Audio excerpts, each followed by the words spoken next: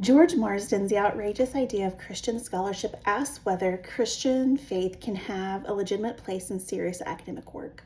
His title is deliberately ironic because he believes that the idea of Christian scholarship should not be outrageous at all.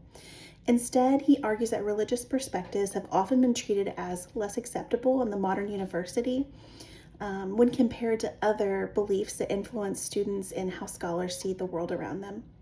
One of his main points is that scholarship is never completely neutral. It can't be. Scholars can follow all the accepted research methods of their disciplines, but they will still bring their own beliefs and assumptions into the questions they ask and the meaning that they give to their findings. Marsden explains that Christian commitments may not change every fact of what a scholar discovers, but they can influence which questions seem important to them and how these facts are interpreted. He compares that to an image that can appear to be either a duck or a rabbit. Two people can look at exactly the same details, but they understand the larger picture differently, and that's just based on their own experience and beliefs. I found this part of Marsden's argument especially convincing because the idea that secular scholarship is always neutral is just unrealistic. A Christian perspective is sometimes treated as a bias, whether other cultural or political viewpoints are accepted as normal parts of academic interpretation. Marsden is not arguing that Christian scholars should ignore evidence or claim that faith settles every academic disagreement. He says religious perspectives should be allowed within the university as long as scholars continue to follow the standards of their fields and present arguments that others can evaluate. Robert McElroy's review of Marsden's work helped clarify this point. He explained that Marsden sees faith as something that may shape a scholar's research interests and understanding of larger questions, while the actual argument must still rest on publicly accessible evidence. McElroy largely supports the book, although he believes Marsden pays more attention to scholars and to the students who would also benefit from faith-informed education. Marsden later responded to that criticism and admitted that he should have made the connection to teaching more explicit.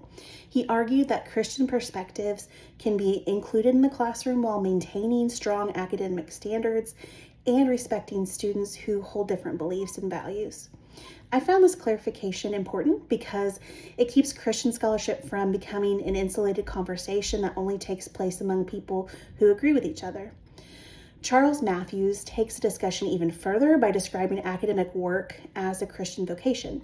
His article suggests that Christian scholars should not simply add religious language to otherwise unchanged work.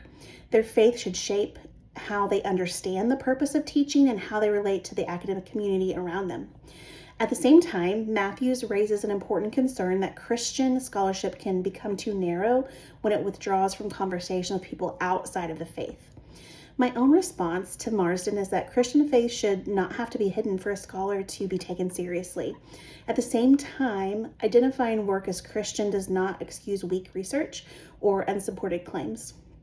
Christian scholars should be honest about their beliefs and the way that they shape their work while producing work that is careful and open to serious evaluation. Marsden's argument remains valuable because it asks the university to practice the kind of diversity it often claims to support. If academic life makes room for many perspectives, religious belief should not automatically be excluded.